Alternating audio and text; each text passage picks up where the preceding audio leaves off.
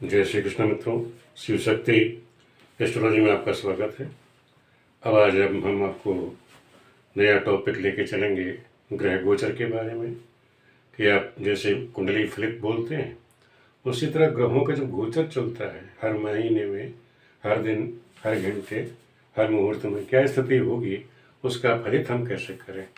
वहाँ ग्रहों की क्या स्थिति, कुंडली में ग्रह की स्थिति क्या है और गोचर में ग्रह की स्थिति क्या है, तो उसका क्या फलित होगा, इसकी पूर्ण जानकारी होनी चाहिए। ग्रह का काल क्या होता है, कौन सी ग्रह कितने समय तक एक राशि पे होगी, कितने नक्षत्र पे रहेगी, कौन से नक्षत्र पे कितने दिन रहेगी, इस सब का हमको ज्ञान होना चाहिए कि ग्रह जो है किस नक्षत्र में और क्या और किस राशि में कितने दिन तक रहती है। दूसरा, उसका जो फलित है किन किन भाव में शुभ फल देगी और किस भाव में वो अशुभ फल देगी, ये इसका हमें ग्रह गोचर में हमें अध्ययन करना है। और इसका जो हमें फलित करना है, ये देखिए नहीं कि जैसे अब लोग क्या करते हैं ग्रह गोचर का केवल राशि कुंडली के अनुसार ही फलित करते हैं, ऐसा नहीं। मैं आपको ये भी बताऊंगा किन किन कुंडलियों के द्वारा इसका फलित करना है। जैसे ध्यान रखो, इसका जो फलित किया जाता है ग्रह गोचर देखने के जो तरीका है, हमेशा ध्यान रखो जन्म कुंडली, राशि कुंडली और सुदर्शन कुंडली, इन तीनों कुंडलियों का प्रयोग करके अगर आप फलित कहते हैं गोचर का तो वो सबसे सटीक होगा। कहना तो अगर लग्न और चंद्र ले लिया या स्वदर्शन ले लिया तो इससे आप सटीक जानकारी आप ग्रहों की स्थिति की दे सकते हैं, सही फलित ग्रहों का कह सकते हैं। और कैसे उसका फलित होगा ये मैं आपको बताऊंगा। पहले तो आप ये समझ लीजिए, पहले ग्रह गोचर का काल। ग्रह गोचर काल आप समझ लीजिए, जैसे सूर्य है, सूर्य ध्यान रखो गोचर जब कर रहा है तो प्रतिदिन कितना गोचर करता है, एक अंश प्रतिदिन चलता है। एक अंश प्रतिदिन चलेगा तो एक महीने में कितने अंश चलेगा, 30 डिग्री। 30 डिग्री की एक राशि होती है, यानी 30 दिन में वो एक राशि चलेगा।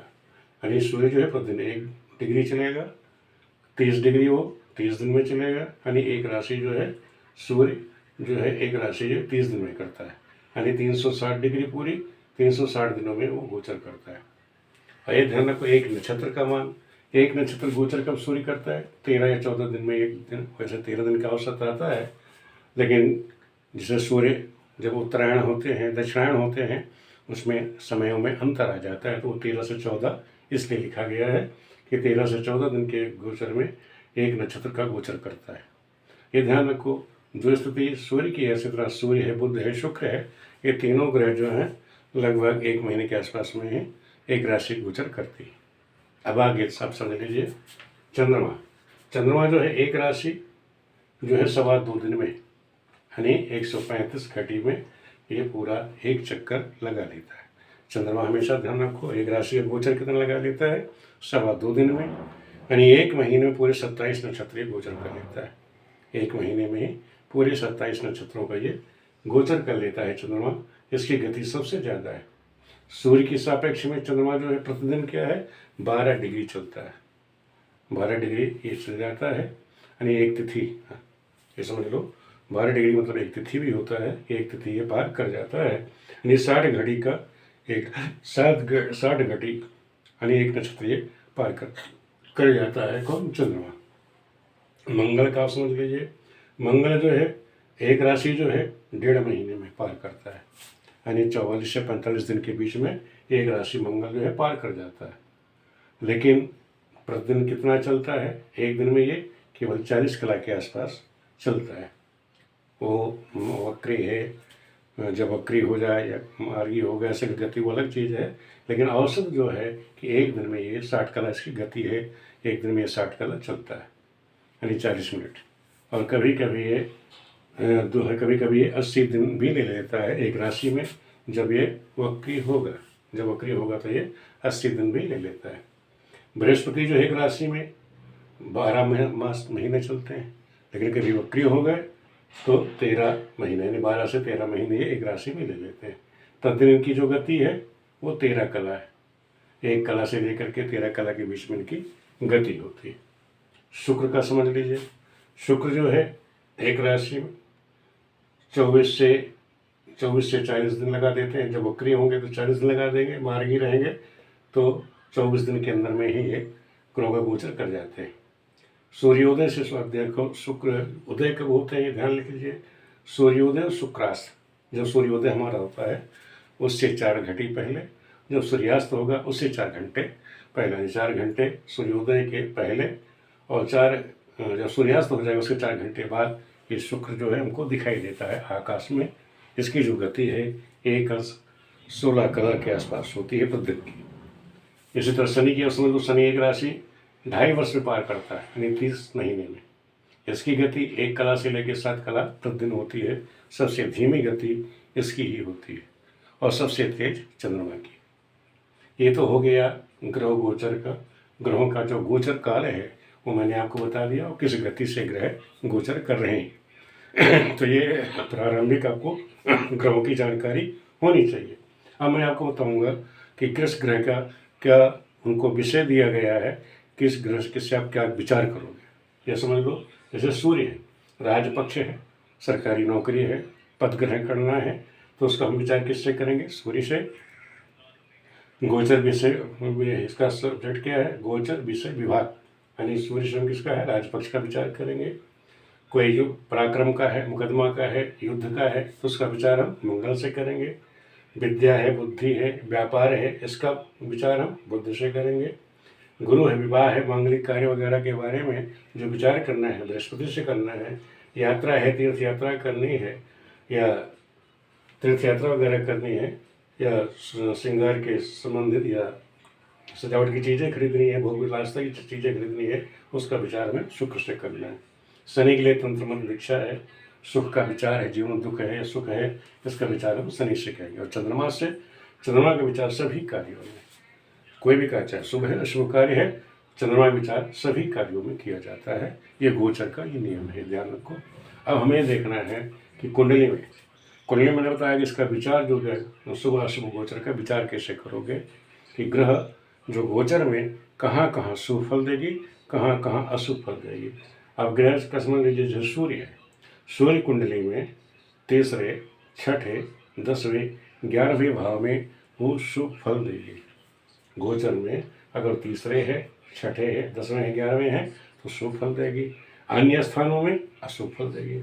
इसी प्रकार चंद्रमा को नोट कर लीजिए, पहले में, तीसरे, छठे, 7वें, 10वें, 11वें भाव में ये अशुभ फल देगी, शुभ फल देगी और अन्य स्थानों में अशुभ फल। मंगल जो है तीसरे, छठे, 11वें में शुभ फल देगा और अन्य स्थानों में अशुभ फल देगा।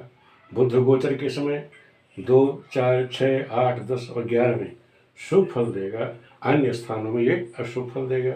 बृहस्पति जो है 2, 5, 7, 9, 11 इनमें तो शुभ फल देगा, इसके बाद अन्य स्थानों में अशुभ फल देगा। शुक्र का पहला, दूसरा, तीसरा, चौथा, 5, 8, 9, 11, 12 इन स्थान में शुक्र जो है शुभ फल देता है। और अन्य स्थान में क्या बच्चा हमारा? केवल छठा भाव है, 1, 6 है, अशुभ फल दे रहा है। और लगभग तो शुक्र जो है 1, 2, 3, 4, 5, 6, 7, 8, 9 जगह शुभ फल दे रहा है। 3 ही स्थान है बच्चे इसके जहाँ ये अशुभ फल दे रहा है, यानी छठेवें, 7वें, यानी छठे स्थान पे, 7वें स्थान पे और 10वें स्थान पर केवल अशुभ फल दे रहा है और बाकी हर स्थानों पर शुक्र शुभ फल दे रहा है। शनि जो है तीसरे, छठे, 11वें शुभ फल देगा, अन्य स्थानों पर अशुभ फल। इस तरह से हम गोचर के द्वारा बता सकते हैं कि जब ग्रह गोचर कर रही है, जो पत्र में हमने देखा वो उसके अनुसार इस तरह से ग्रह गोचर करेंगे। लेकिन इसको आप देखोगे कैसे, विचारोगे कैसे, समझ लो इसका विचार जन्मांक कुंडली से और नक्षत्र कुंडली दोनों से किया जाएगा कि आपकी राशि क्या है, उस राशि से ग्रह कहाँ बैठी है। और जैसे ग्रह मतलब जो सूर्य चंद्रमा है, उस समय देखिए सूर्य कहाँ गोचर कर रहा है तो उसकी क्या फल होंगे, किस महीने में कहाँ बैठा हुआ है तो क्या फल देगा, तो उसका हम गोचर से उसका निर्णय लेंगे। इसी तरह लग्न कुंडली को भी देखना, दोनों से विचार किया। लोग करते चंद्र कुंडली का इस्तेमाल करते हैं, वैसा नहीं करना है, उसका हमें जन्मांक कुंडली से भी विचार करना चाहिए। तो जो चीज़ जैसे हम कुंडली देखना है, जो कुंडली ग्रह यहाँ बैठी हुई है, फिर हम देखेंगे गोचर में हर वर्ष में ग्रहों की स्थिति क्या हो, ग्रह कहाँ बैठी है, कहाँ गोचर करी है तो उसका क्या फल होगा। फल करने की इस तरह से बैठी है शुभ फल और अन्य स्थानों पे वो अशुभ फल देगी।